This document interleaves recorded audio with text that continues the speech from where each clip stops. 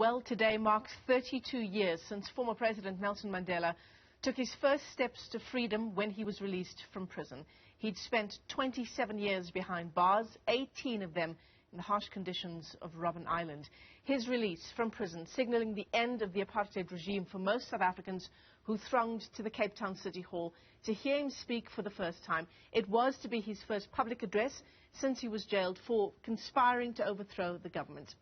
Well, Reverend Allan Boesak was there, and he joins us now to help us reflect on his memories of the events of the 11th of February 1990. Reverend, it's great to have you with us on the program this morning. Wow, 32 years ago, and I imagine, given the seminal nature of the moment, it's quite easy for you to cast your mind back this morning. Yes, good morning. Thank you for having me. Yes, it is.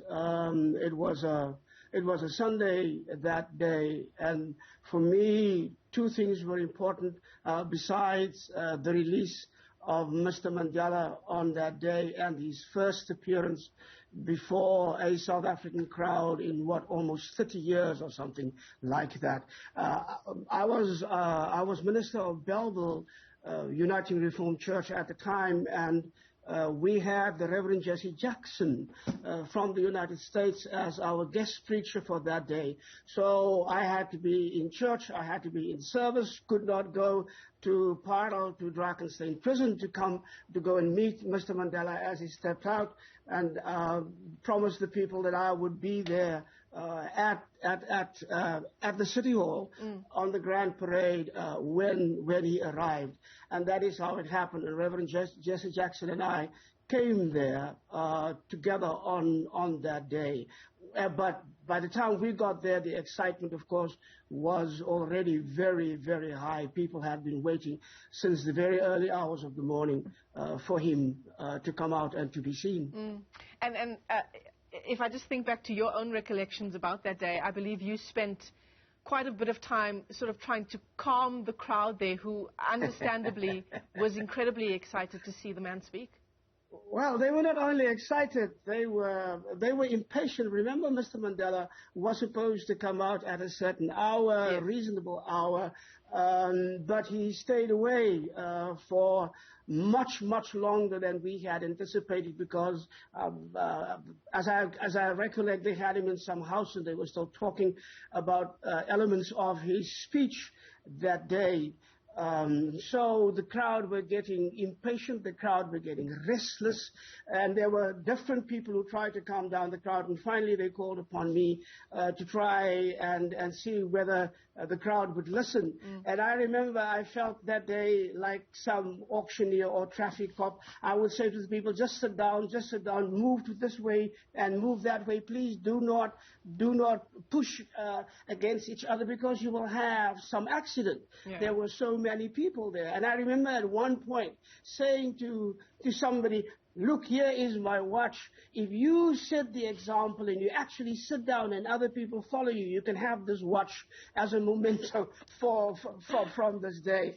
And it took quite a while, but the people, they were restless and they were impatient, but the whole thing never got out of hand, and yeah, we are grateful for that. And then, of course, that moment when he arrives on the balcony there at City Hall with his wife at the time, Winnie Madikizela Mandela, I can only imagine.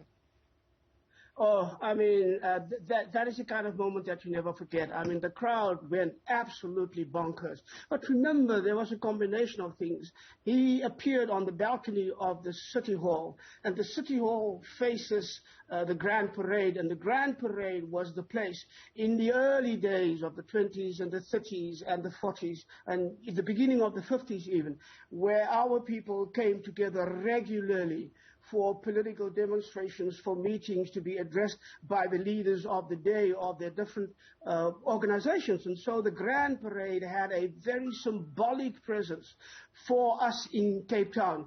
And then, of course, there came the time when all of these public meetings were banned. We could never come together like that on the Grand Parade for years and years and years, until that moment in 1990, when it was allowed, of course, to see the leader, the father of the nation, come out. And so for us in Cape Town, being able to get to the Grand Parade, to stand there, to wait, to face the town hall. So it was not so much the city hall. Remember, there was always a white space. It was never our city hall in a real sense of the word. But we had claimed the Grand Parade as our space, to get that space back and to watch from that space as Nelson Mandela and Winnie Madikizela Mandela came and faced the crowd was just amazing. And everybody who was there, I think, will remember that moment. Yeah, absolutely. And then, of course, there's the issue of his speech. We know that he was an incredibly gifted orator, and on that day,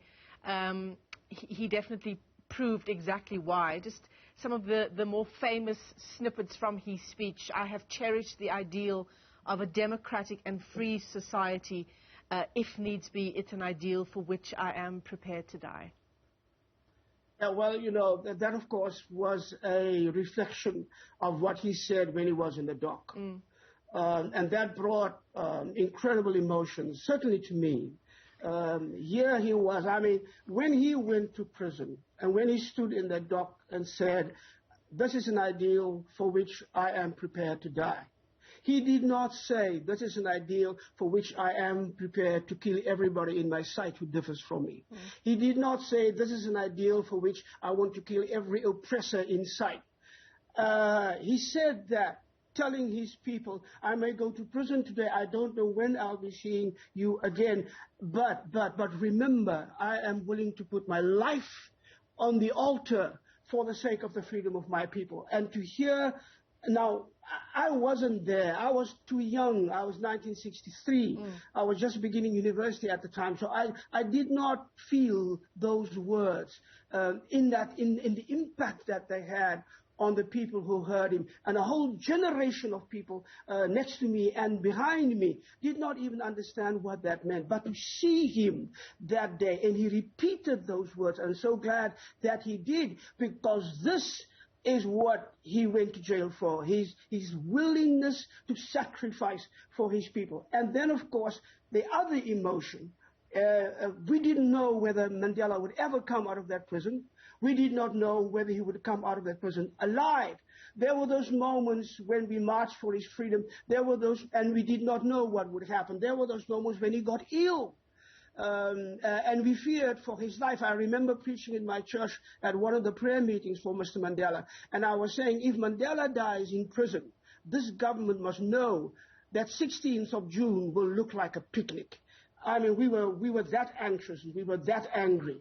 To then actually see him for the first time, to hear his voice was strong, to see his mind was absolutely clear and untouched, to see that the years of isolation may have kept him away from his people but had not taken his heart from his people or his people's heart from him. Those were just amazing moments, and thinking about those moments today, I am just so thankful that I have been alive to see that, and that I'm alive today to think 32 years on, this is where Mr. Mandela has helped to bring us.